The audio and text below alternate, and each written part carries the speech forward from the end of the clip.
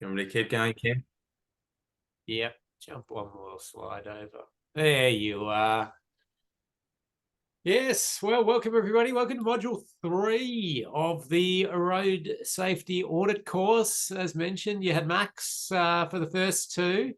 Today you get myself and Jamie, and my name's Ken Beer. I'm the principal engineer at Safe System Solutions, and I run this course with Max usually, and Jamie gets involved as well.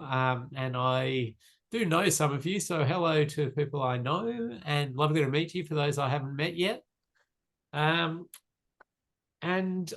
I was told by Max you're a good group and have a good bit of knowledge already, so that's good.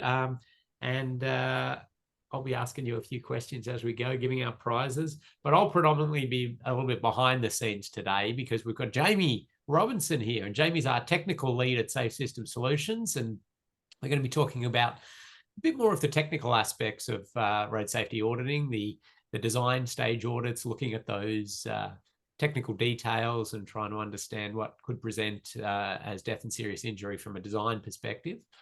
And Jamie, you can see here his background.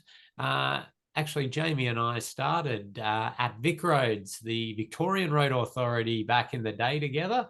And Jamie spent most of his time in the technical areas, in the design areas. You can see there he ended up there as the technical lead traffic and design, and has some specialties around barriers, safe system assessments, road safety audits, lighting, and the traffic stuff. So we asked Jamie to come along because we're going to unleash all of our very technical questions on Jamie. And do please put them into the chat as we go. Jamie's done work across all states and territories in Australia, providing technical advice, does a lot of Austroads work as well as writing different Austroads guides, doing technical reports for Austroads. Just finishing off one, which is actually, I think they're about to sign it off, Jamie, on median safety. So safe system for medians, be that barriers, wide center lines, audio tactiles, all of that, but all of that technical information around that. That's Jamie's contact details are in your notes there. I'm going to jump in and ask Jamie a few questions as we go. And I'll also present a few things at the end, but hopefully give you a little bit of time to finish off quizzes and get yourself ready, because next module, it's the big one. You get given your road safety audit to do. And so I want to make sure you've got everything else covered off and you're really comfortable and ready to jump into that. I think after Jamie's presentation, we'll have a little stretch break, and then I'll give out some prizes for the research assignments. And I was having a look at those. They've been marked, and yeah, there was some really great stuff there. Everybody does deserve a prize, but I'm only going to give out a handful of prizes to some ones that were exceptional. Really lots of great stuff in there, but we'll get to that a little bit later. Jamie, what do you got on the screen there? Is this what you're going to try to achieve this module? Yeah, certainly. I'll cover off some of these things and I'll leave the rest to you, Ken. I want to talk about detailed design stage RSAs, and there's a real focus on heavy vehicles as part of that for a couple of reasons, because, well, for one, those vehicles dictate our geometric design a lot of the time. And the second reason is that those heavy vehicles are just hugely overrepresented in the crash problems that we have. So I'll step through a few common issues that we encounter doing audits and try and pass on a bit of my experience in that space. What do you categorize as a heavy vehicle? When does it become a heavy vehicle? When you start loading your ute up with lots of heavy stuff?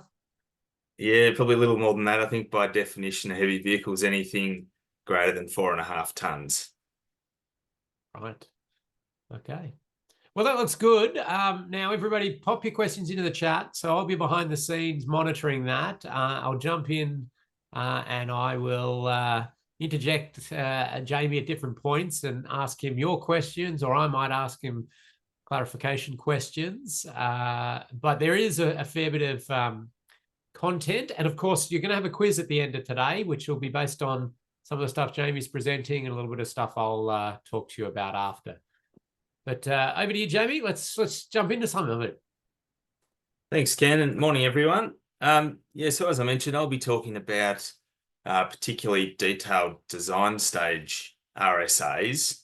But before I sort of get into that, I wanted to just discuss the difference between RSAs and design reviews or standards reviews. We do these reviews under various names. A road safety audit, the focus really is purely on safety.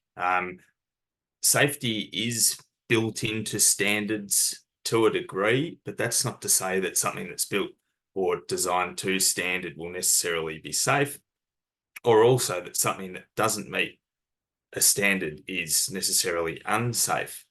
Any road project combines lots of different elements. They all have different standards, desirable and minimum values. So it's when we combine those different elements that we can see safety issues arise, and particularly when we're adopting minimum values. So as a road safety auditor, you sort of need to put standards to the side to a degree.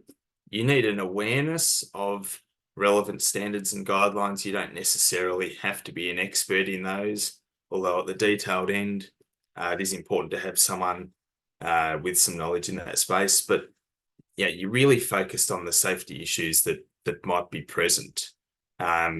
Look to a standard then to back up an argument if you do perceive an issue. But first and foremost, you're putting yourself in the position of the road users that are going to be negotiating a piece of road or crossing the road as a pedestrian or riding their bike, and thinking about whether or not you would feel safe. So when you're doing a road safety audit, you'll get a set of drawings. And when it's a detailed design stage audit, that set of drawings might be fairly hefty. You could be talking about hundreds of pages of plans of all types, layout plans, cross sections, drainage details, traffic drawings around signals and signs and lines, and all of these types of things. On top of that, it's important to have some other information. You may or may not be provided this up front, but I encourage all auditors to seek any additional information that will help them understand the project context and how the design has been developed. So the first of those things is the design vehicle. That's the vehicle that the piece of road has been designed based on. And that vehicle will vary depending on the environment, perhaps from a smallish truck, a service vehicle, which is a garbage truck or similar, up to a larger truck like a B double, or perhaps an even larger vehicle again.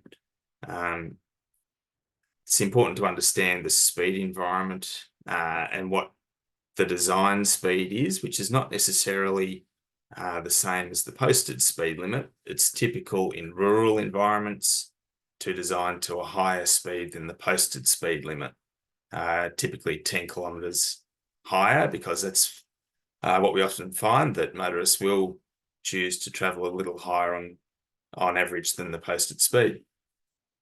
Those two things, the design vehicle and the design speed, combine to determine a lot of our geometric road design requirements around sight distances, vertical and horizontal geometry, space at intersections, and so on. Vehicle swept path diagrams should be prepared as an integral part of intersection design. You may receive those as part of a drawing set.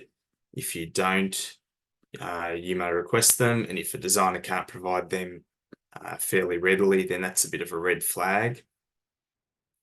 Traffic data, it's important to understand the volume and mix of traffic using a particular road and making particular movements at intersections. what type of heavy vehicles, what proportion of heavy vehicles, and so on. You may have some information around pedestrian and cyclist usage, crash history of the site.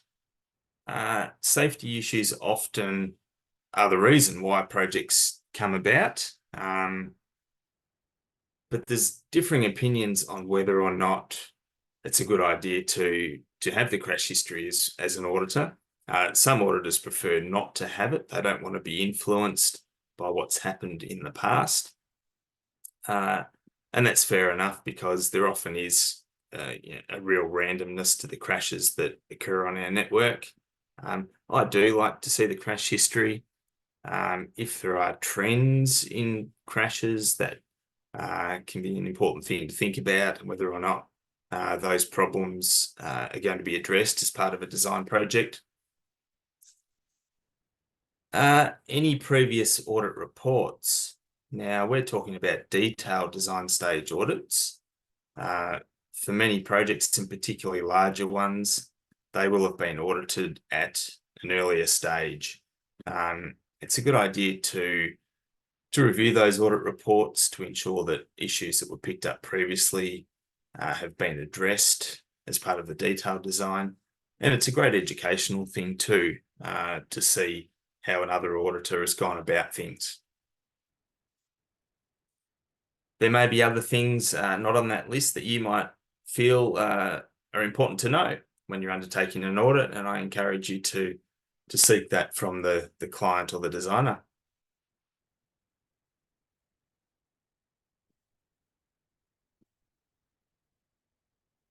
I'd now like to step through a few common issues that we as auditors pick up frequently. I mentioned the design vehicle. That is the largest vehicle that is expected to use a piece of road or intersection on a regular basis. So a designer needs to make a choice about design vehicles, and there may be multiple design vehicles for an intersection, say, if there are different vehicles expected to undertake different movements. And it's sometimes the case that a design doesn't cater adequately for the vehicles that it needs to. So the choice of design vehicle might be incorrect, or the design doesn't provide enough space for that vehicle to make the turns that it needs to. This is something that can be thought about on site. We're talking about design projects, but on the most part, design projects are upgrades to existing roads, so you can visit the site, get a feel for the types of vehicles that are there, think about the surrounding land use, how that might change into the future. You might also have swept path diagrams to demonstrate turn movements by these vehicles, so you can think about whether or not those diagrams demonstrate that there'll be adequate space. And I'll show you some examples of some swept path diagrams shortly.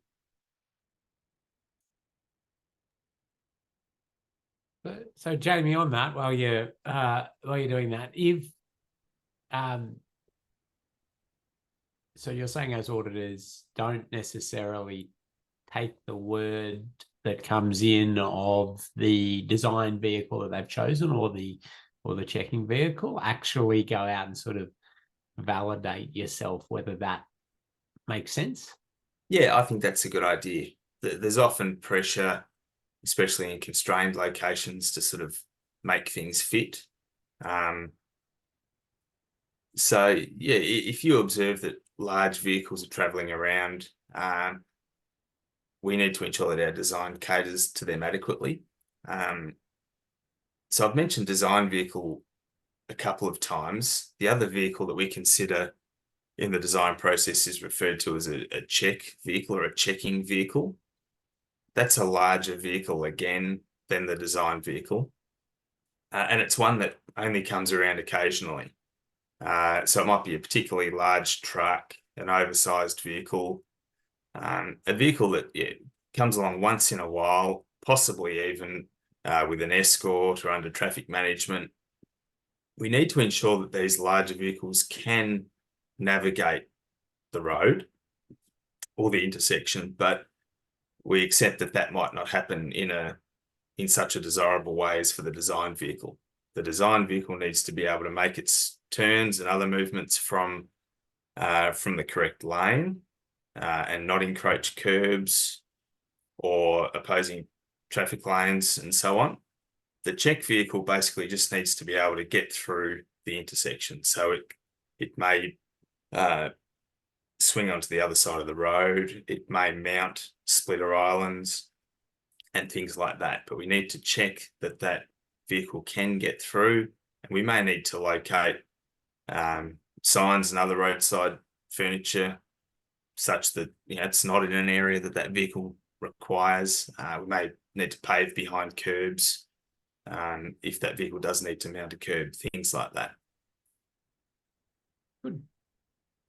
Okay, well, keep your questions coming in, everyone, and I'll let you do a few more slides, Jamie, and then I'll ask you a few more other questions about swept paths and the like. No worries. Yeah, so for any project, we'll have a design vehicle and then a check vehicle. So an example might be a design vehicle of a semi-trailer and then a check vehicle of a B-double, something like that. Or perhaps in an urban environment, we might design for a service vehicle, a garbage truck, say, and then check for a larger vehicle, which might be a bus or a rigid truck. So I need to think about our choice of design vehicles and get them right. What happens if we don't get it right? Some of the issues are listed there. And basically we see larger vehicles, encroaching areas that they shouldn't, with potential for conflict with other road users. These are issues when there isn't enough space for those vehicles. We can also go too far the other way. If we assume a design vehicle that's larger than we need to, we end up with excessive pavement areas, which can be hard to delineate and can lead to smaller vehicles making turns at excessive speeds. We might have a left turning car might be able to make a turn at too high a speed because we've designed that movement for a particularly large truck.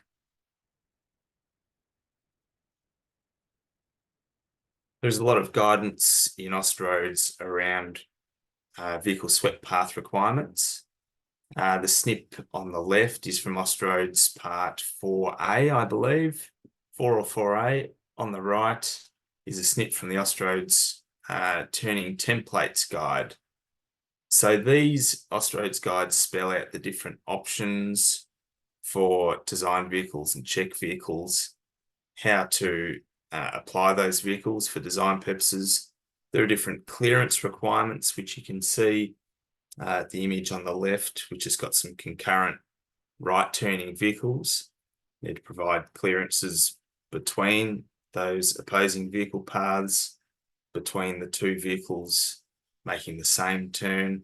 It's also a minimum radius of 15 nominated there. Each vehicle, each design vehicle has different sort of minimum radii that are prescribed, and they relate to different turning speeds. So it's important if you're reviewing a swept path diagram to ensure that the radius that's been applied is appropriate.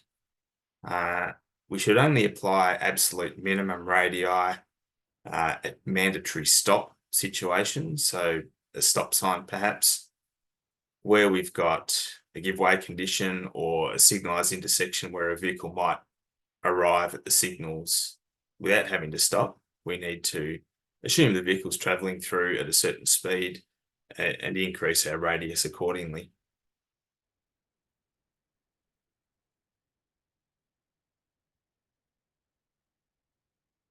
Here's an example of a swept path diagram. You can see two trucks turning right from different approaches.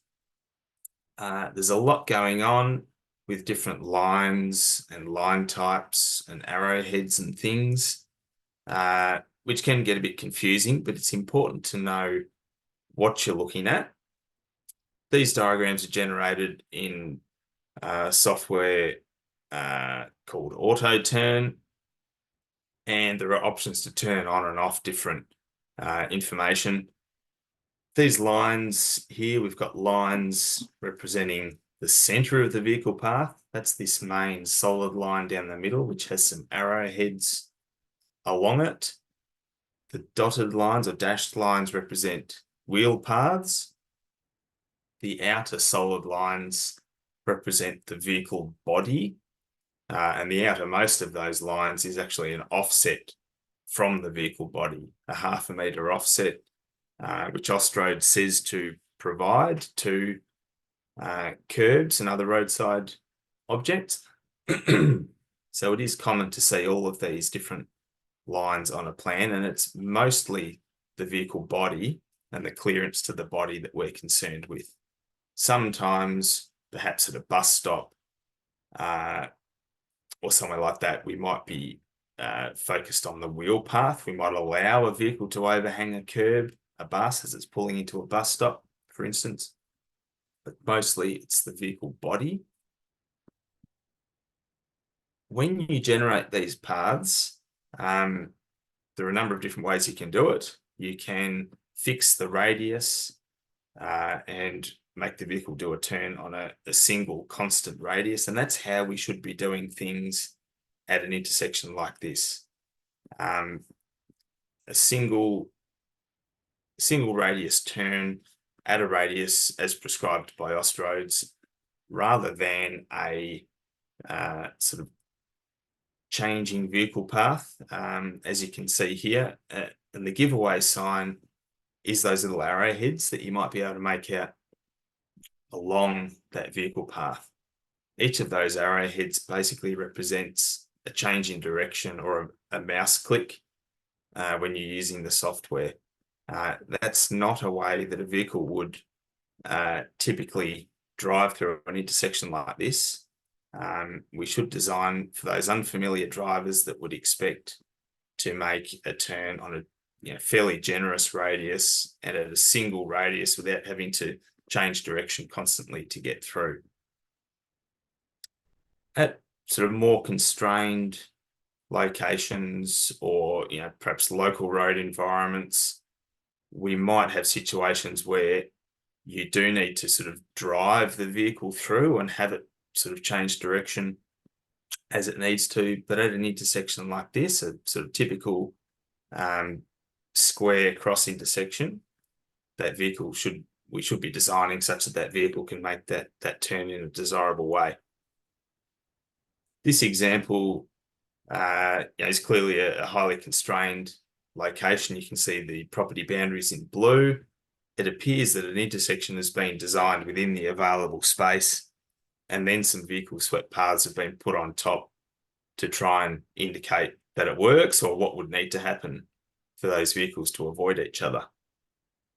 You can see that there is conveniently a clearance as shown in the middle, but had those two swept paths been drawn in a desirable way, you'd see quite an overlap between them.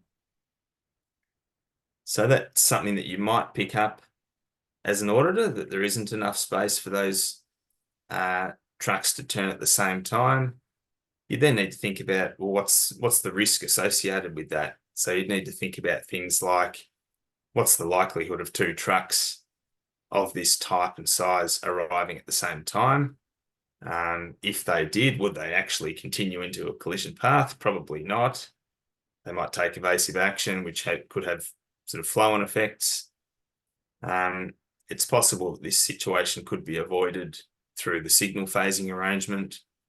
So there's a fair bit to think about there. It's not automatically a high risk item. There's a bit more going on this plan as well. We've sort of discussed that issue with the swept paths. Some other things to point out might be that if pedestrians were present, and we have got some pedestrian crosswalks shown, very constrained at this sort of northwest corner, there wouldn't be space for a pedestrian to pass through safely. And a standards type finding might be the fact that a conduit is shown to pass through private property at the corner of the intersection. So earlier we talked about safety issues versus, design review, standards type review findings. This is something that you wouldn't put in an audit report. But if you picked it up, you might put it in as in a covering email or mention it separately to a client.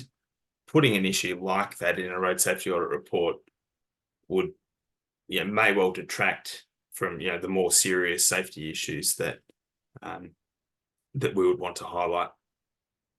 Jamie, I might jump in there. We've got a few questions and comments that have come in, and thank you for everyone getting involved in that. So there's a point that's coming from Kane saying, I understand that VicRoads has a document which sets out design checking vehicles at intersections. Not sure if this is the same as Austroads, perhaps even more conservative. I'm not. I know there's supplements to some of the guides to road design. Is there a particular document associated with swept paths, larger vehicles? I can't think of that one off the top of my head. Austroads provides some guidance on typical sort of combinations of design and checking vehicles for different sort of road classes, intersections of different road classes. As you say, Ken, Victoria more than any other state has a huge number of supplements. So there's likely a Victorian supplement to an Austroads guide that provides some similar information, but or clarifies that information for the Victorian context. Yeah, and it's probably worth under that one just clarifying for everybody how that works. If a local jurisdiction, I say local, I mean like if TMR or Transport for New South Wales or Victoria, whoever puts out a supplement or their own specific guidance, but you've got Austroads that provides guidance, which one do you take there? If they're differing. Yeah, the state or jurisdiction supplement will always take precedence over the Austroads guide. So it is important to look to those supplements whenever you're looking to an Austroads guide. Austroads is trying to incorporate and harmonise practice continually, but there are still a lot of supplements around, particularly in Victoria. Yeah, and that makes it a little bit tricky as you audit jumping around jurisdictions. I mean, audits aren't that check against standards or as Jamie was just sort of talking about there, but you do like to sort of know, okay, what's the local guidance saying and refer to that if it's appropriate in the finding. It may not be appropriate, but and it may not change you picking up an issue, but it does mean you sort of got to be across a fair few supplements from different jurisdictions, doesn't it? Okay, Human's asked, so we'll put in here, some interchanges have or intersections have installed a sign that indicates that U-turns are permitted. Does that mean that they've checked the intersection for heavy vehicle turns, or did they only consider private cars? I would suggest that they probably haven't checked for heavy vehicle turns, certainly not for anything larger than a service vehicle, perhaps. Yeah, that's an interesting one, though, because in Victoria, the default is that U-turns are permitted, unlike in some other states. Yeah, it's that's right. Some jurisdictions, it's the other way around. So there's a local practice one, isn't it? I think that's it for now. I might jump back in. I'm just actually looking for something that I wanted to show.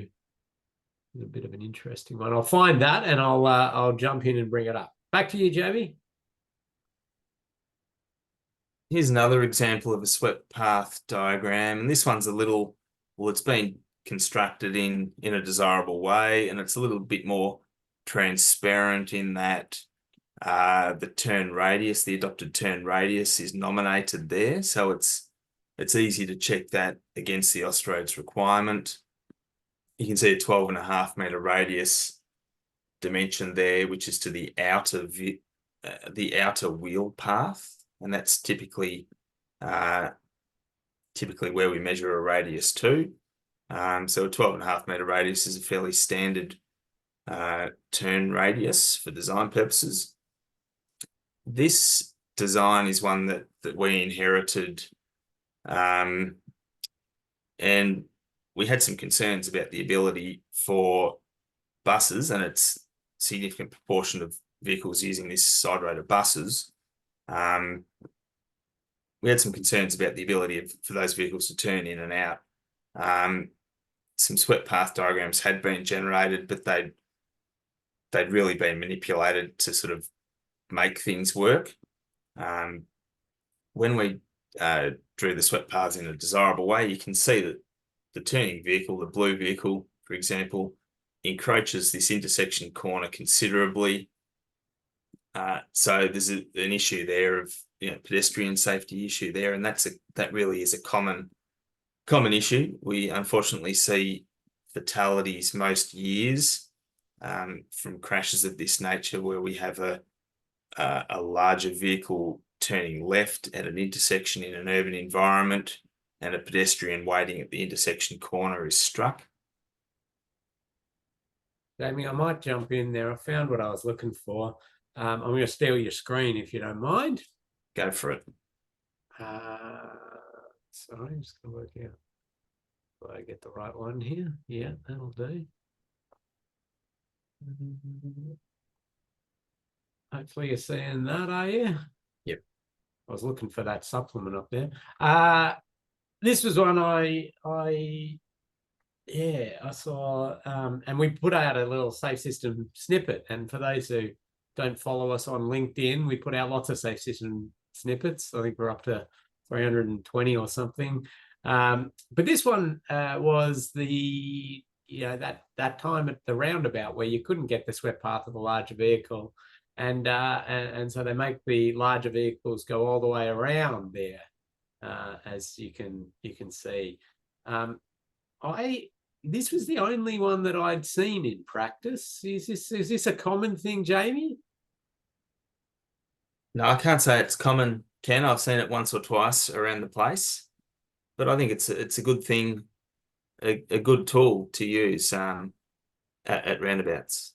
Yeah, and the reason I also think it's a good tool is because, like, if you start to try to cater in some situations for that large vehicle left turn direct, you start to really widen out the pavement, and you get these big wide entries and really big radiuses, which can sometimes create smaller vehicles going faster around there, and also even sort of tucking in beside each other if you make it too wide in congested times and sneaking around and the like. So I thought that was an interesting one there, and I just thought I'd share that with the group. Back to you, Jamie. You can steal the screen back now and keep showing us some other ones.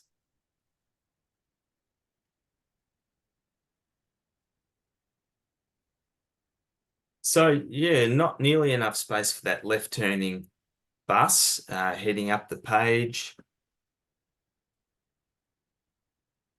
For some other movements at the intersection as well, you can see quite an overlap between those swept paths, between a concurrently turning left and right turning bus.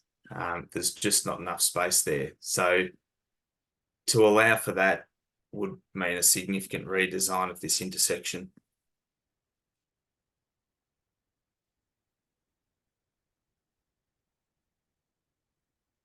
The telltale sign on site that there isn't enough space for heavy vehicles is encroachments behind curb. As you can see here, sometimes you see the curb breaking up, some significant drop-offs, which are a hazard in their own right. I don't know if there's not enough space at this location. It could be the case that delineation's lacking a little, or speeds are higher than we'd like, and that's the cause of vehicles tracking behind the curb. At this location, again, you can see tyre marks on the raised island and across the pedestrian crossing point. there, which is certainly a safety issue. Obviously, there's little or no contrast between the concrete island and the concrete road pavement here, so that I'm sure is part of it. This is near the Port of Melbourne, where lots of big trucks, long articulated trucks, get around. So, you know, some large swept path requirements. Also, some issues around excessive speed, and I've had it suggested to me that that's the main issue at this location, rather than there not being enough space. So the lack of contrast, certainly an issue here. And we can see the tyre marks over the TGSIs, but I'd suggest that it's the other side of the crossing, on the right-hand side of this image, where a pedestrian would be at the greatest risk. So the direction of travel is towards us. And when a vehicle making that movement makes that turn, these long articulated trucks can experience quite a lot of cut-in at the rear of the vehicle. So the rear axles take a shorter path on a shorter radius than the front of the vehicle. So a driver that traveling towards us that saw a pedestrian waiting here would likely not continue along that path. But that same driver might not be as aware of where the rear of their vehicle is going to end up. And that's when we see those pedestrian strikes at intersection corners, where the rear of the vehicle cuts in across a curb and strikes a pedestrian. I'm going to steer your screen again, Jamie. I want to, because I just thought, again, another snippet that we showed, just showing some of the things you've been talking about in live action. So hopefully this streams through. You can see my screen, can you? There we go.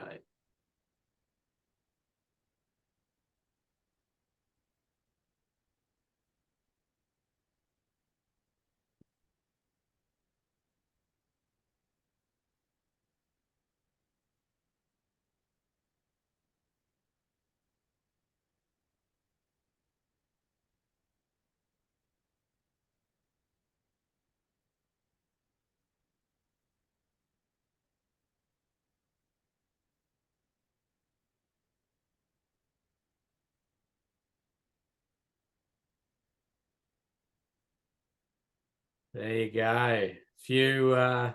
Hopefully that streamed through, did it, Jamie? Yeah, perfectly. Good. Yeah, so you can see there a few ones.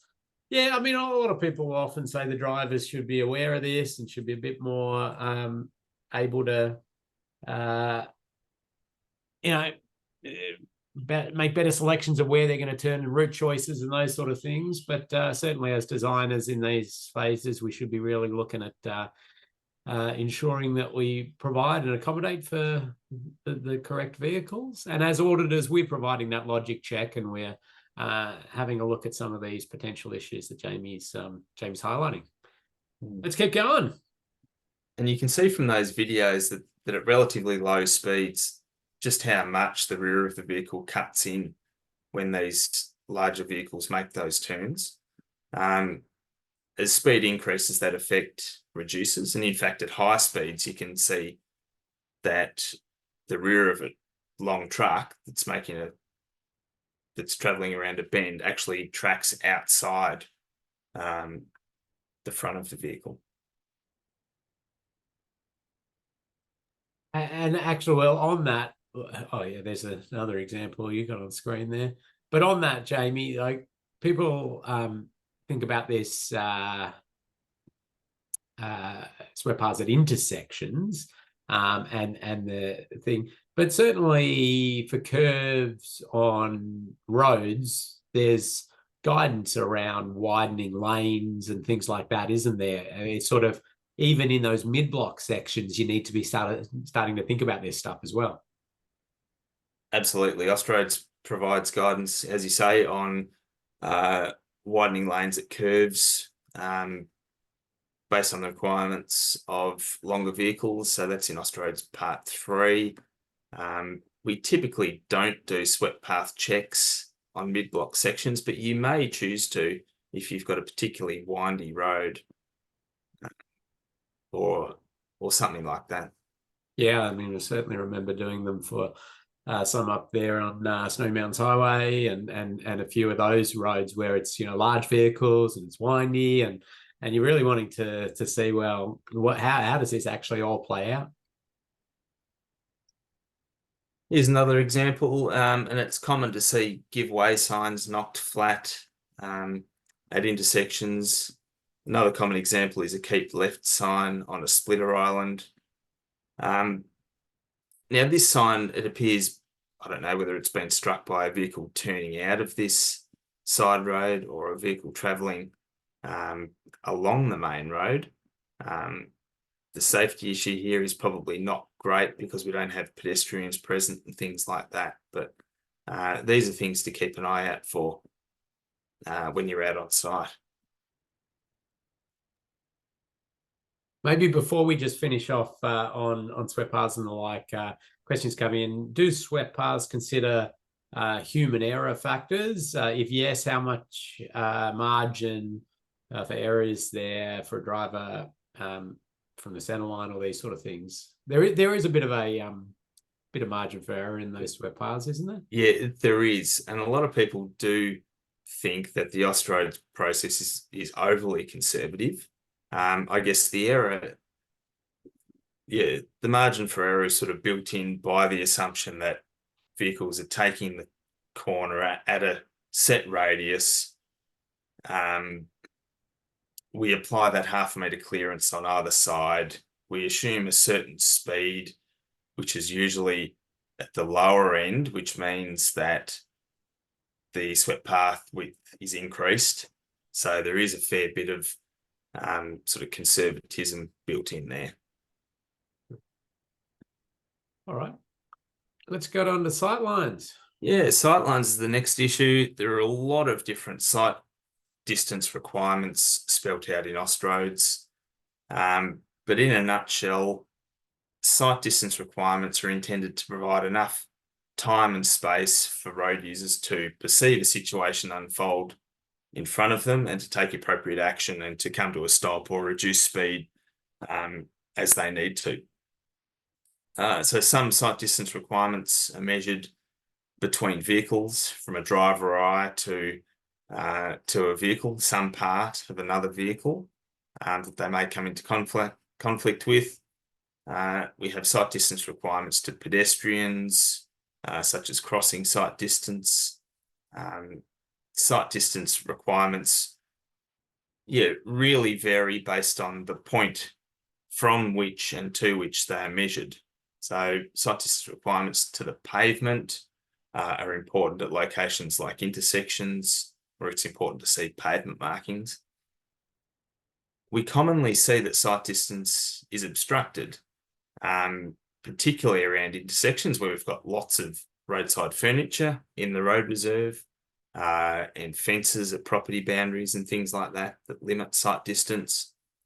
In mid-block sections, the horizontal and vertical geometry can limit sight lines. And if we have trees and other objects on the inside of curves, they can as well.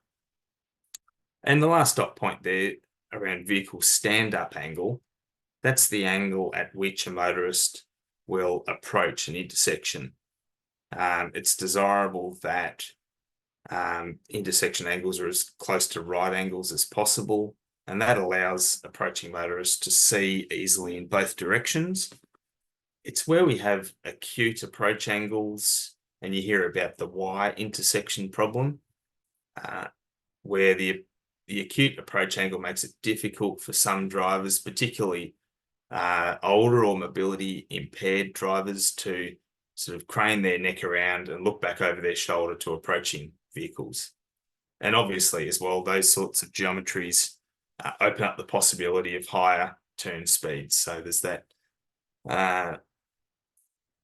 that temptation to not slow or give way to other traffic. One of the many sight distance requirements is abbreviated to SISD. And I think, Ken, we might have a little quiz question there, do we? Yeah, we got a poll, I think. I was just trying to bring that up. So don't type it into the chat yet because I want to see if we can get this up and running. Here we go. What does SISD stand for? Have a guess. You don't lose any marks in the live sessions. It's just about getting you interacting, popping some ideas in. Okay, so what do we got as our options here? Standard intersection sight distance, straight inclined sight distance, safe intersection sight distance, somewhat impractical sight distance. Okay. And I'm going to give it 5 more seconds. 5, 4, 3, 2, 1. Looks like we had everybody. Well done. 100% of people have had a go. And I'm displaying the results. Most people are saying safe intersection sight distance. We tricked a few with, oh, hang on. I'm not sharing, am I? There we go. I'm sharing now. Tricked a few people with standard intersection sight distance and like, but yes, SISD, safe intersection sight distance. So, well done. SISD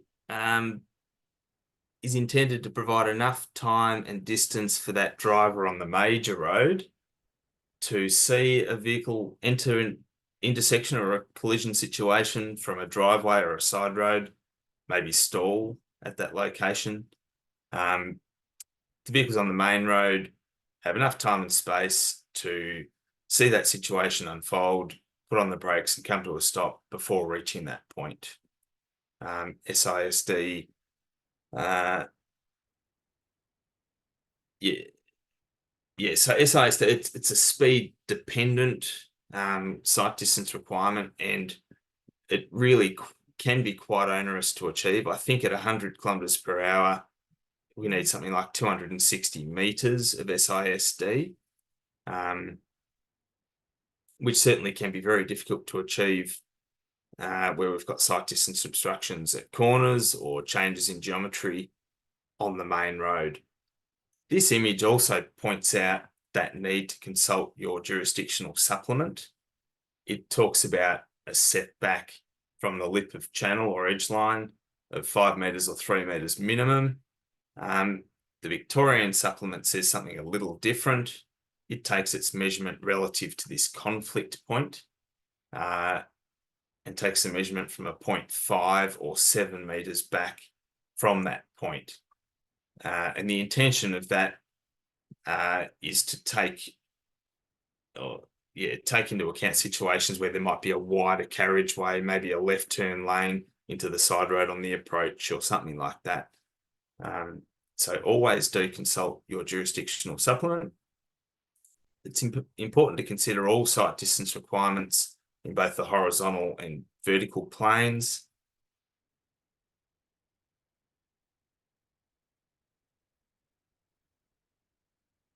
And here's a little real world example of sight distance in action. This is a road in Melbourne which operates or was intended to operate as a 2-lane, 2-way road, but has a very wide pavement and low parking utilization. So in congested periods, you would often find that the road operated as a 4-lane road. So there was a desire to deter that behaviour. So some parking lanes were painted, as you can see there with the yellow lines. The solid edge line was painted up to 10 meters from intersections. Lots of give-way controlled or stop-controlled side road intersections along the length of this road. So that those pavement markings went down. Very shortly afterwards, an issue surfaced around intersection crashes. The pavement markings that went down actually encouraged parking and parking close to intersections. You can see there that these vehicles significantly impede sight lines. Very difficult to see vehicles approaching from your right. It's a common black spot safety problem, where we see these side impact intersection crashes. So I'm going to put it to you guys now. This issue has come up. What might we do about it to fix the issue that we've introduced? So, like, what recommendations would they make if they were auditors and they Yeah, saw if you're an auditor, yeah. picking up this issue that there's an issue around site impact, a lack of site distance, and potential for site impact crashes, what would you recommend be done to address that issue? And while people have a think about that, I see a few coming in already. Mark has popped in there. Austroads is now changed to 5 to 7 meters from the conflict point. There you go. I need to update my slides. Yeah, okay. Thanks. I think Mark gets a prize for that, being on the ball and getting the latest and greatest. So, prize for Mark. Okay, a few ideas have come in here, and we've got a bit of a mix, which is nice, and it shows that you can lessen risk of issues through a variety of ways, and it takes a bit of judgment as to what you put in as a recommendation as an auditor. Sometimes you can put more than one idea in and as an auditor for them to consider. In New South Wales, remember, and I know we've got a couple of New South Welsh people here, you don't put any recommendations in your audit. That you simply just provide the findings and the risk rating. They sometimes ask you for a little bit of advice in a side memo or a side email on what you might like to do, but technically you don't put recommendations in an audit. But in all other jurisdictions, we put in some recommendations, some ideas on how you could lessen this type of risk. And here we're seeing, Jamie, we've got removing some of the parking, bringing the hold line forward, possibly installing a convex mirror, reducing the speed limit. So there's a few ideas. Any of those jump out? Yeah, I like just about all of them. Don't know about the convex mirror in this environment, but there are a lot of things you could do. And there are others too. If you wanted to get really serious, you might think about putting in a roundabout, putting in a raised intersection or a speed hump. Someone mentioned reducing speeds. So there are a lot of different things that you could do. And I think this is one of those situations where I would encourage people to provide a number of recommendations. And if you could provide at least one that was a primary safe system treatment, that would be good. And others that might be lower cost supporting treatments, to provide those as well. I've seen it many times where auditors have recommended, they've picked their favourite solution, or the one that they think is the most practical or cost effective or whatever it might be. But if the project manager can't implement that specific treatment, what do? They might just say, well, the auditor suggested that we remove some parking. We can't do that. They'll respond accordingly. End of story. But if you provide some other options to them that they can work through, the hope is that they will be able to make an improvement at this location. Yeah. I think that's important. Yeah, it's a real judgment call, though, isn't it, as to exactly what you put as your recommendations and how many you put. I mean, you don't want to put everything down there, but you don't want to limit stuff. But yeah, no, I think you've summed that up pretty well. I'm going to give prizes to Jesse and Andrew there because they haven't got prizes yet, but they put in good answers. They haven't got prizes yet for this session, that is. And yeah, let's keep ticking on. Oh, actually, the other thing I was going to say, convex mirrors, Jamie. Let's have a quick chat about those. I've got a fact sheet on convex mirrors, which I was going to put out as a safe system snippet at some point. I'm just refining a few things. I know the VicRoads does have a short document about convex mirrors. What are your thoughts? Yeah, look, I think they they have their place. Yeah, the places that I've seen them used most effectively are at driveways in sort of mountainous areas where you've got very windy, narrow roads, and it's just not an option to improve sight distance. Or maybe at an intersection where you've got an acute intersection angle and you've got a building at a intersection corner or something like that, and you just can't see around it. So here at a sort of more standard T intersection, I think there are better alternatives, and it's not the sort of location where we would typically apply that. Yeah, I think you've summed that up well, and Nick's put in a good one, a good point around fog or it being scratched or vandalism or the like, and then you've got an existing issue. You feel you've solved it by this convex mirror. The mirror's not operating, then your issues there. So if you're able to address that in other ways, it would be much better. The other, I mean, really, I think it's sort of your treatment of last resort, and I'm with you, like those mountainous environments where you've got just like it is absolutely impossible to do anything, or some car parks, possibly those sorts of areas, but we don't sort of run with them too much.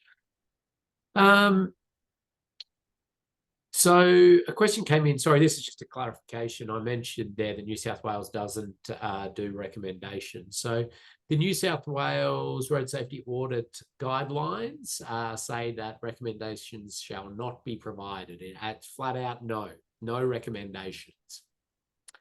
The reason, so the really original reason for this was around a legal liability thing. New South Wales government just got nervous about auditors providing recommendations without the full context of the project and what is feasible, what's not feasible, and that they were worried if they don't take it on, because they can't for one reason or another, that it might come back to bite them in court or something where people are saying, well, the auditor told you to do this and you didn't, and now there's been an issue. Now, of course, to me, that's just a misunderstanding of the road safety audit process, where these are recommendations, these are bits of advice. The auditors acknowledge they don't have the full context, and they're only considering, their primary consideration is safety. And of course, the project manager needs to be adapting to all of the huge number of challenges you have in delivering public infrastructure. But New South Wales tried to just combat it from that perspective. Now, what I'm hearing on the industry grapevine is that New South Wales will change that in coming years or months, or well, it's probably years is the reality, and to come in line with the rest of the jurisdictions and just provide that clarity. But for now, no, you don't provide those recommendations, and if your client is requesting them, they are provided in a separate memo. All right, back to you, Jamie, and just reminding everybody, we will have a break, but it will be a little bit, maybe another 10 minutes or so after Jamie just finishes off this. Back to you, Jamie. A few other site distance requirements are listed there, and look, these are all spelt out in detail in Austroads. As an auditor, what do they mean? You might have some drawings that indicate site distance checks, so you can check that those that appropriate site distance will be provided by a design. You can get out on site and put yourself in the positions of pedestrians crossing roads. You can drive roads and think about whether or not you feel like you've got enough site distance available to you to take appropriate actions. Some site distance requirements are mandatory, like SSD, stopping site distance, and ASD, approach site distance. Others are nice to haves and are often not provided, depending on the situation. ASD and SSD are numerically equal to each other. The difference is the the height of the object which is being viewed. Stopping sight distance assumes an object with a height of 200 millimeters on the road. Approach sight distance is to the pavement level. So that's important at intersections where we've got pavement markings and pavement arrows and things that it's important to see.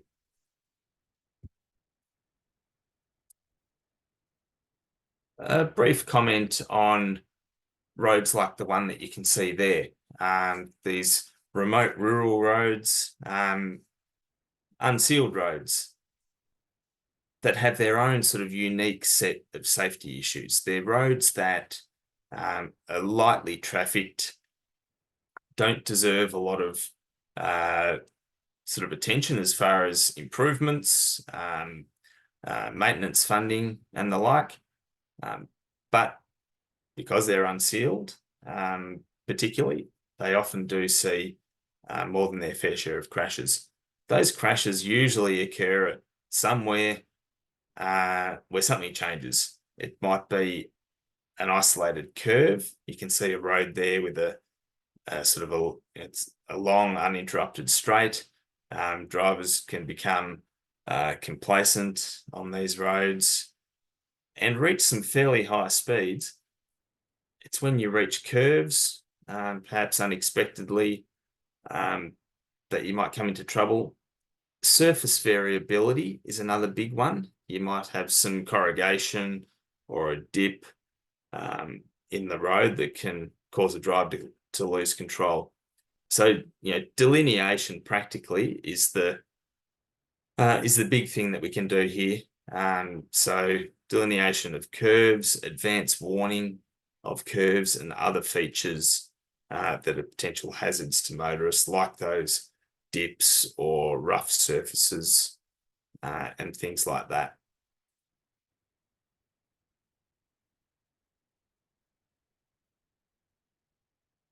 The Austroads guides provide some checklists for auditors to use at different audit stages. And these dot points are all covered off in those checklists. Different checklists for each audit stage, as I say, from existing conditions through to detailed design and post-opening audits. Especially for newer auditors, I encourage you to use those checklists to ensure that you're thinking about all the right things. Not every item listed in those checklists, and far from it, will be relevant to each audit that you do. But it can be a useful exercise to refer to those and make sure that you're sort of ticking off all the right things. Here we've got a list of issues that we commonly find at intersections. So we've talked about sight distance, about space for large vehicles and swept paths. On top of that, we need to think about vulnerable road users and treatments for them, for pedestrians and cyclists. Run-off road crashes are more likely in the vicinity of intersections because of all the things that happen there. So placement of roadside objects is important, delineation, and so on. I won't go into anything in particular detail unless, but if there are any questions on any of these, please let us know, and we're happy to expand on any of them.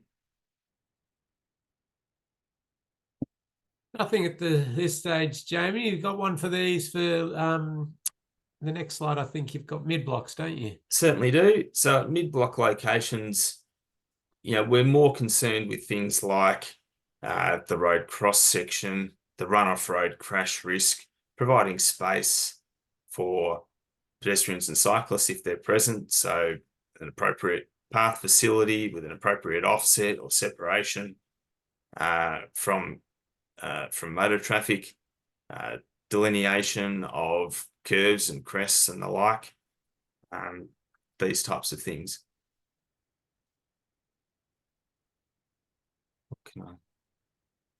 Yeah, so if there are any items there that stand out that you'd like us to discuss, please again raise your hand.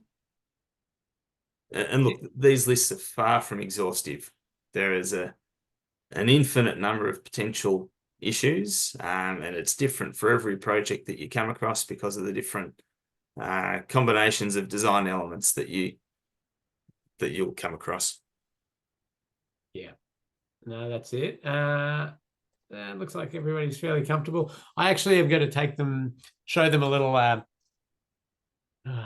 it's a little cheat sheet of things. Plus, I'm also going to take them through the prompts, the prompt lists. And there's another one for updating, isn't it? There, you got checklists there. We're up onto prompt lists now.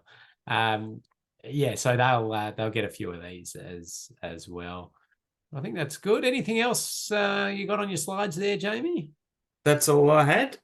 But yeah, happy to take any further questions. You've done well. I suppose we've got a bit of a variation here in experience associated with the technical aspects of road design and the like in this group. People are just starting out their journey. People have got some really good experience. And what would you recommend to those who maybe aren't as experienced with technical elements, and if they're going to looking to get into some road safety auditing? What's your recommendations there? Yeah, look, any audit must be undertaken by a team of 2 or more people. So involve yourself in as many audits as you can with some more experienced auditors. Perhaps don't jump straight to the detailed end of the spectrum. Perhaps focus on existing conditions audits and early level design audits, and sort of build up. And look, probably those earlier stages are perhaps where you can have a greater influence on safety, even because at the detailed end, a lot of decisions are being made, and you're sort of considering things that might not be possible to change at that point. But if you have the opportunity to be involved in a project that requires audits at multiple stages, they're fantastic ones to be part of, to see the sort of the whole design process through. Yeah, I think that's really good advice, Jamie, and certainly I think that you learn a lot auditing, and especially getting involved in those detailed design audits. You really start to see the implications of these, but it is critical that you're there with people in the team that really understand detailed design and those specifics, and they're able to integrate there, or talk you through them. I mean, you also can provide value just logically questioning things. That's good. Sometimes with the detailed end, people get lost in the weeds, and somebody just to talk to them about the big picture is helpful. But yeah, the graduation of road safety auditors is specifically for this purpose. You get in there with senior auditors, you learn, you continue to learn, you build up more knowledge there. Good. There's a question in there around visual deceit. It's a term that I'm sure Max used, or maybe he didn't, but visual deceit. So that's just means any sort of configuration of the road environment that could deceive a driver. So a see-through effect is visual deceit. Anything that makes the road maybe look like it's going to turn, but it doesn't, or the like. These are visual deceit mechanisms on the road. So there's a couple of ones in that category. Okay. Well, Jamie, thank you for sharing some of your wisdom with us. And of course, Jamie's contact details are in the slides if anybody did want to follow up with Jamie, or of course, you can just contact the Safe System Solutions, any of those email addresses that you've been liaising with, and they'll be able to put you on to Jamie if you want to have a chat about any of those issues. Thanks, Jamie. Thank you. Okay, so we're going to now have a short break. Let's go 5 minutes. I only have a couple of short things to talk to you about, a little bit about how a temporary traffic management audit works, and then a little bit about those prompt lists, and then hopefully give you a bit of time back. I might cover off a few more things. Let's take 5 minutes, and then we will get back into it.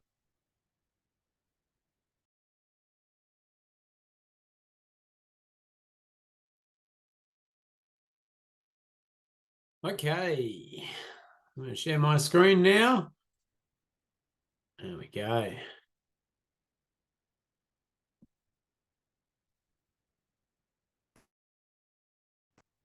All right, I want to have a brief discussion about road safety audits at construction sites. And this is something that varies significantly across the jurisdictions, certainly across over to New Zealand, as to how it's done and really sort of what its purpose. I'm going to talk to you about sort of pure pure road safety audit theory at construction sites. And I'll briefly talk about how it sort of varies accordingly. Let's go. Okay, so the first thing then to understand is you've got road safety audits and you've got compliance audits. And they may overlap, but they are different things. And what I mean by that is that a compliance audit really checks compliance with the code, the Australian standards, and then potentially whether the traffic management plan and the traffic guidance scheme has been implemented as planned. So that's, you know, the plan, the spacing of the bollards, the taper of the bollards, you know, have they put it on the ground as per what was designed and they were told to do? And has it been maintained and all of those bits and pieces? Really, that's all that stuff is what we would say is compliance. A road safety audit is bigger than this and would be trying to think about all the aspects of safety, which may include some of this, but is beyond just that. It could include things like, oh, okay, vehicles are now going to be avoiding this area, so going down this other road which has schools, or how are people going to access into the KFC on the corner now that it's been blocked off? What are they going to do? They're certainly going to, you know, they want their chicken and they'll get their chicken. How are they going to get in there? Have we considered people in wheelchairs, on bikes, all these other bits and pieces? So the role of the auditor is quite wide in that sense. Now I've got this. Well, I'll come back to that. I've got a diagram that sort of represents that. But the temporary traffic management space is varying, is progressing significantly in Australia. And certainly Austroads has recently updated the guide to temporary traffic management. We know there's new training coming in. There's new requirements for controllers. So there's a lot going on there. And I really want to stress that this is one where you really need to be up to date on the absolute latest. So I'm not saying that in like the design audits or the existing conditions audits, you shouldn't be, you know, as up to date as possible. But in those ones, you're really focused on the principles and anything that could influence safety. The temporary traffic management one, yes, it's the same, but there is a lot of expectation around specific compliance as well within a road safety audit. So it almost encapsulates that compliance audit as well. And if you are going to be sued as an auditor, you're going to be sued for a temporary traffic management audit for sure. Like that, it is the most legal type of audit because when an incident occurs at a work site, there's a lot of legal ramifications and they try to pull in anybody they possibly can. If there's a crash on the public road network after a new project has gone in place, yeah, an auditor may be pulled in, but it's often just not. I mean, that could be a bigger picture issue that we might need to have a think about. But yeah, the driver error is often just the legal thing that they're going after. Anyway, I can elaborate on that later. But yeah, there's obvious things that we identify when we get out there and the the temporary traffic management's in place. Here's a classic, and I'm sure you've seen it many times, conflicting messages from the signs and the like. We will obviously pick this sort of stuff up and get it rectified. But why we need to consider this is bigger than that. So we generally change the road environment when a work site is in place. So you've got a road environment that has been originally designed and set up, and you're making changes to it. And so that then needs to be really thought through about how drivers, riders, walkers are going to interact with that new scenario. There's a lot of change. Often this is quite a dynamic environment often that every few days it might change. Sometimes every few hours it changes. And I'll show you this in the next diagram. Yeah, like road designers are generally, they're pretty good at trying to get safety into their projects. Sometimes the traffic controllers and traffic managers, while they talk about safety, often their thought is around the safety of their workers. And that's super important, don't get me wrong. But they may not be thinking about the safety of the traveling public as much as they should. Now, hopefully that changes as we get these new requirements in with the traffic controllers and the like. You want to check that standard arrangements are appropriate, because you want it to be something that people will expect, so the same sort of thing each time, but you've got to check each of them in context. That was the next one. Yeah, you're putting out a whole lot of messages, or they are putting out a whole lot of messages, but there are existing messages in the road environment. You've got to check that they don't conflict with each other or cause any of that confusion. Checking signs are used for their correct purpose. So work personnel and the traveling public. So we are, as auditors, thinking about both. But I do want to clarify, we are not doing occupational health and safety auditing of the workers. Okay, so you just might need to be clear with your client on that. Like if they are, I don't know, lifting things incorrectly or working from heights, without railing and those sort of things, technically that's not our job as road safety auditors. Our job is to look for things that involve a vehicle striking a worker, or a vehicle striking another vehicle, or a pedestrian, or these sorts of things. Now, I think just as a safety professional, you point that out if you saw those other things, but it wouldn't actually be specifically part of the road safety audit.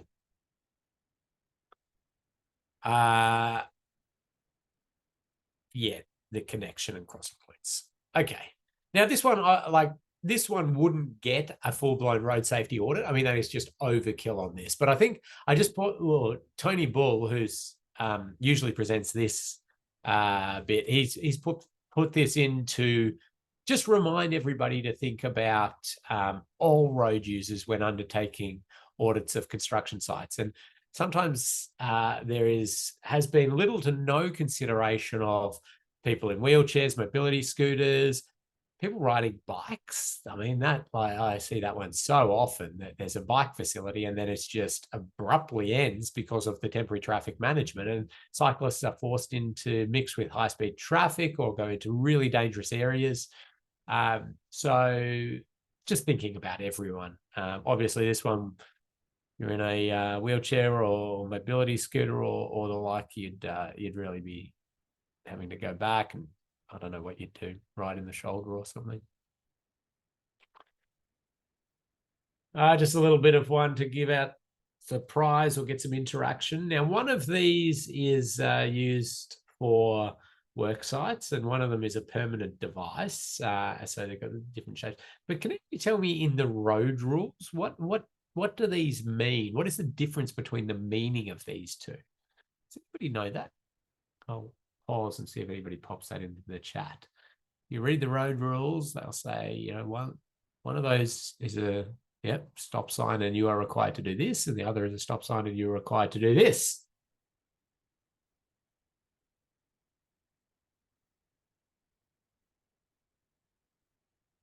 Give it a second. Unless I've lost everybody.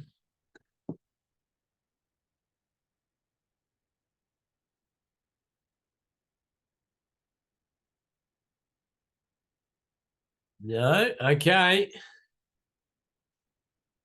Looks like I'm answering my own questions. I'll give myself a prize. This one. Oh, okay, we had a guess, so that's good. This one says in the road rules, you must stop, but then you make a decision as to when you go. This one is you stop and you must say stay stopped until that goes away. So now, is this a big road safety audit thing? Well, I mean, we wouldn't want to see something like that, but I don't think that's going to be the source of death and serious injury. But as I mentioned before, legally, people get quite worked up about this sort of stuff, and that's the kind of thing that could pop into court. Now, I don't think I've seen this out there, but and that's what we want to see. And then the stop go controller would turn that around, and then you could proceed as you know. But here's the diagram I mentioned earlier, and I think this is an important one to understand. And we put this into the update to the Austra's Guide to Road Safety Part 6, which is road safety audit, just to sort of clarify this. Now, there will be the initial commissioning of a road safety audit for a temporary traffic management scheme for a construction site. And there should be reviewing of the plans and the guidance schemes, and then an inspection should be undertaken before any works actually happen.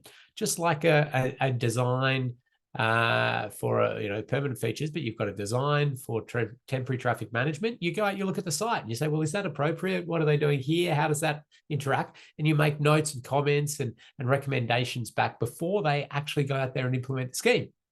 Then, once they're out there, you inspect and you check. That's a bit more in the compliance end. Compliance, has everything been put out right? Is there anything new that's popped up? Is there anything that, okay, now that's actually confusing when I've seen it on site? And then anytime they do major changes to the scheme, you should be going back out there and reassessing it. But by the nature of that, I hope you can see that you would not be doing a road safety audit of very minor works at the traffic management stage. I mean, that's just overkill. Like to do something like this. This is for larger schemes that are going to have significant impact. What I always say is that the road safety audit is not negating the need for proper surveillance of works and the temporary traffic management of works. We still have to do that. Like, somebody should be out there daily checking, making sure everything's in accordance. The audit is that bigger picture process. One thing I sort of do say to jurisdictions a lot is don't just put it as a standard requirement in every tiny little project to do a road safety audit, a temporary traffic management scheme. I just think it degrades the what a proper road safety audit is. Independent inspections and the like is absolutely fine, but an audit is a full-blown process. Now, I've popped in a couple of things here. I won't need to go through these all in detail. Just a few sort of common issues that pop up. You don't need to accept just whatever the usual speed limit is for a work zone. You can suggest lower than that. That's absolutely fine. We get different aggregate and debris gets washed onto the road, different layouts being misleading. I think we've covered off most of that. So that's probably as much as I wanted to particularly cover in work zone or construction site road safety auditing. You follow the same process. You get out there and you look at it, you write it up in the same way, and you're just looking at, the schemes that they're going to be providing at temporary times. But pop your questions into the chat as we go. I want to just cover off these prompt lists, then dive you into the learning management system just to show you a couple of things, and then let you do your quiz and any past quizzes that you haven't quite finished yet. Get yourself all ready for that, that mock audit. Okay, so prompt lists are, you saw in Jamie's slides, we used to call them checklists, but we changed that just recently in the latest update to the Austrates Guide to change it to prompt lists. So people did not think that they could just, tick through these things and they've done the full audit, right? We want them to prompt people's thinking, to help them, to guide them, but you really need to be looking at this from a holistic perspective. There's lots of stuff that just is not covered in the prompt list. We tried to cover, every road environment and every situation, but of course we couldn't do that. There's sort of infinite situations. But you find these in the Austrates Guide to Road Safety Part 6, which we've put a copy into the learning management system. But of course, like any Austrates document, you can get them free now, as long as you've got your Austrates login. The first thing is this H2 prompt list, which is the front loading. And this is really to help you get context of the project. So these are just sort of general questions you can ask your client, or you might just note down. They help you gather that general thinking about this project. Understanding the reason for the project and what are some of the speeds that people will be traveling at, speed limits that will, after they finish the works, thinking about the energy that'll be there, what's the strategic fit? So what is this area trying to be in a movement of place context, or are they trying to make it a big traffic route, or are they trying to make it more pedestrianized? These sorts of questions. Then there's all of these other prompt lists, H3 to H7, and we've got local alignment, general aspects, intersection, walking and cycling, and traffic signs, line marking, and lighting. And you can see with each of these, they sort of have a column, well, they do have a column for the different stages of audit. And they ask different questions there. And you can simply ask those questions to yourself, or as an audit team, you sort of read those out. And a lot of them you just go, oh, that's not applicable. Because maybe it's talking about something that doesn't exist at the site you've got, because these are generic prompt lists. They get you thinking about different things. Have guardrails, safety fences been provided? You might think about those. Have bollards been provided for pedestrians? So there's lots of different bits and pieces that might spark a bit of a thought. The key points here, they are thought starters only. I can't stress that enough. That this doesn't negate your need to think logically, to think through the project and all of the possible risks, but they do help in starting your thinking process. You need to stand back, look broadly at the project, understand where risk occurs. Many will be not applicable. You do not submit your prompt list as part of a road safety audit. They're just there to help the audit team do their thinking, but they are certainly not something you hand in as part of the audit. You're only in the audit put in things that you believe are issues that present reasonable risk of death and serious injury. Looking there on that one, there's that no U-turn sign. This is obviously in Victoria. In fact, I know exactly where that one is because I took the photo. I was out there doing a post-opening road safety audit with my colleague, and we were looking at this raised intersection, raised signalized intersection, yeah, it's in Victoria because you have to actually sign them if you're not allowed to do a U-turn rather than allowed to do a U-turn, but the swept path on that would not work. Okay, so that's prompt lists. I just wanted to clarify a few things on primary and supporting treatments because this is a hard thing to get your head around when you're new to it. And I know Max covered it, but I'm going to cover it again. And I thought I'd jump to that example that Jamie used around that side road with the sight distance issue with the car parking, because I think that might be a nice way to just explain the difference between a primary treatment and a supporting treatment. And one thing I actually do to help people get their head around this tricky little thing is I put handles on these because I say these are buckets. These are buckets of treatments. I've got lots of treatments in them in the bucket here. I'm drawing these treatments, whatever they are. All right. And we're pulling stuff out of the bucket. Okay. We're pulling ideas out of this bucket. The primary treatment bucket, that's got a whole lot of things in there that are virtually going to eliminate the potential for fatal and serious injury crashes associated with the foreseeable crash types. Okay, associated with the foreseeable crash types. Supporting treatments are things that are going to be helpful, but they're not going to get us to that big step change, virtually eliminating death and serious injury. So let me just show you here. So let's draw up that intersection we had. Jamie drew. Okay, got some car parks here.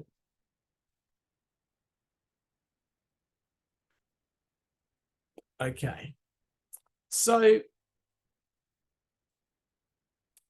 we had some recommendations in there, and one recommendation. So the issue we've identified is that a vehicle propped here doesn't have the sight lines, and the vehicle coming in here doesn't have the sight lines required to be able to see and stop. Now, in a good road safety audit finding, you're going to then say, what is the crash? What is the crash that we're concerned about? The crash we're concerned about is this vehicle coming out here being struck by this vehicle, isn't it? That's the crash. Okay, so we've got the crash now clear in our mind. The primary treatments are eliminating or virtually eliminating death and serious injury associated with that crash type. So if we were to remove these car parks and open up that sight line, that is only a supporting treatment. That is not a primary treatment, because have we eliminated the potential for death and serious injury with that crash type? No. We've lessened the chance of it for sure. Done probably a pretty good job of lessening the chance of it. But this person could make a mistake, be distracted, get confused by something, come out there, and we could still have that crash at the same speed, at the same angle. So removal of car parking is a supporting treatment. It's come out of the supporting bucket.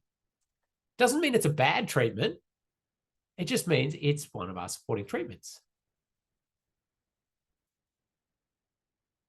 The primary treatments at this location,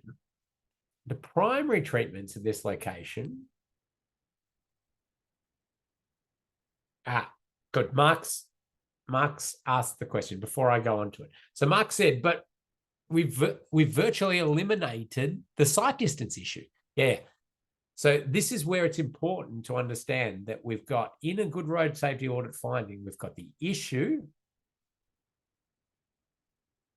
and then the crash.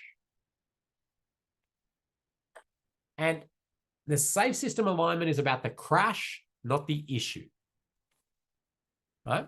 So yes, I agree with you. We've eliminated the issue as such, but that crash remains as potential. It's just less likely at the moment. So you really got, this is, you got to think about that crash. Now, the reason for that, this is actually probably a good example, because if we had this, and say this was an 80 km/h road, we remove this car park and we get our sight line, well, we get our sight lines. Well, I don't know why I did quotation marks. We get our sight lines met in accordance with Austroads, right? But we still see death or serious injury at this intersection, right? Because it's, maybe somebody makes a bad call and they go out, and it's high speed and it's bad angle and it's right angle crash, and it's you can't survive that. So what we're saying is, okay, while that's better practice, it's not getting us that major step change, that virtual elimination of death and serious injury. But the primary treatments in this scenario is actually to do things that, so a roundabout, for example, for that vehicle-to-vehicle crash that we're worried about, the crash we're worried about, that will virtually eliminate it, because vehicles slow down, they look around, and any crashes that happen are at speeds and angles that are absolutely tolerable, right? Yes, there's nuances with the details of the design of the roundabout and lots of other bits and pieces, but roundabouts for vehicle-to-vehicle crashes at intersection come out of that primary bucket. Traffic signals at this intersection would be a supporting treatment.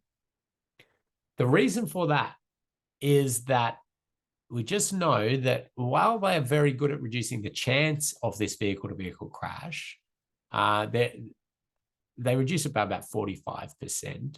We still see high-speed, bad angle crashes as people run red lights.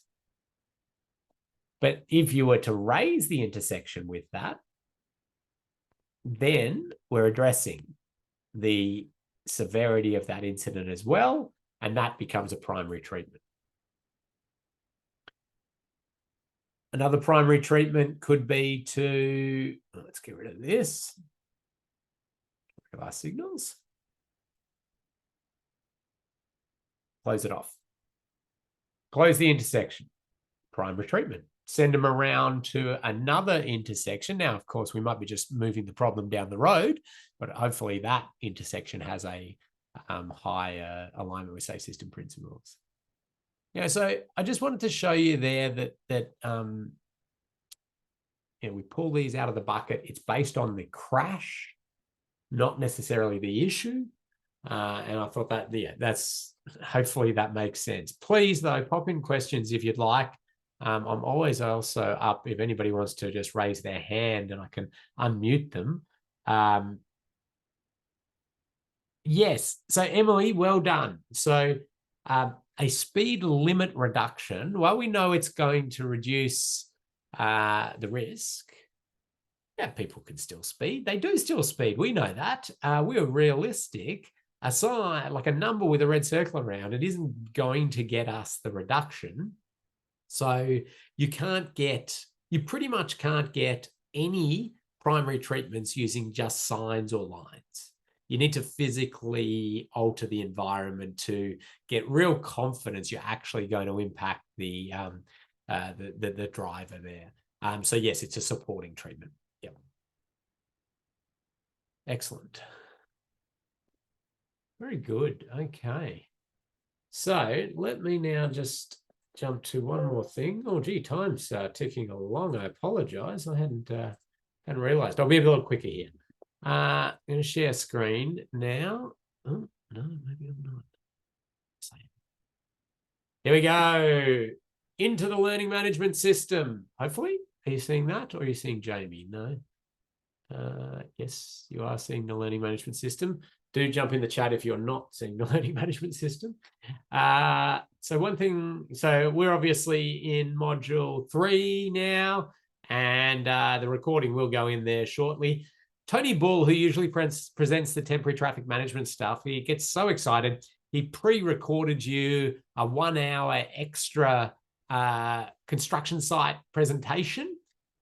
that is optional. It's there if you'd like to watch it. If you're involved in that, it's worth absolutely watching. There's the extra slides and there's the recording of that. It goes for about an hour. He talks into some more detail about temporary traffic management. You've got a quiz, module 3 quiz. Get in there, do that, because when we get down here, audit site visit, that won't be available to you yet.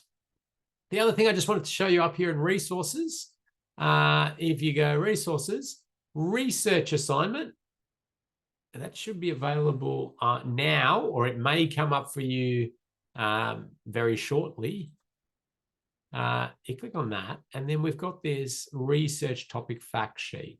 And you click on that, and what it comes up with here, all of those research assignments that you were doing, some of you might have thought, oh, that looks interesting. I wonder what that is. Well, we've got little bits of information on each of them that you can have a look at. We used to sort of upload different people's assignments, but sometimes we weren't quite happy with the technical accuracy of bits and pieces, and we didn't want to be sharing incorrect information. They had a good go at it in their assignment, but we just collected a few of these. So, you might, click on something like the dilemma zone, which is a wonderfully cool concept. If you don't know what the dilemma zone is, which is basically the point in time and space as a driver approaches a set of signals and it goes orange, where they're in a dilemma. Do they put the foot down and go, or do they hit the brake and stop? So there's a bit of information there on the dilemma zone, for example. So you'll be able to go to that and have a look at whatever you would like to look at.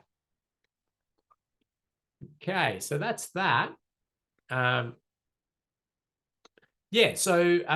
All of the information in the learning management system and your access to the learning management system, I think, stays available for 3 months after you finish the course. So I'd suggest after you sort of finish, just download everything and then, keep it in a file locally.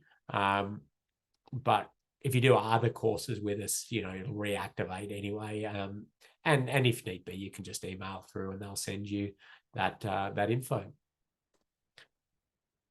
Okay, last thing from me is to give out a few prizes for assignments and then give you time to do the quiz. So wonderful, wonderful assignments. Thank you so much, everyone. You're wonderful, and you all pretty much, I think, all got them in on time and have all got some marks and feedback. So well done. The most creative assignments, Nathaning, and that was the barriers fact sheet. There's a prize coming your way, but also within that, couldn't just give it to one on the creativity. Sam Whaley, your Q&As associated with slip lane, stand-up angles and the like was very creative, and well done to you two. You're both getting prizes. Most technically sound, Akshay, for your dwell on red, rest on red. Very good. A lot of detail in there. Excellent stuff. Prize coming your way.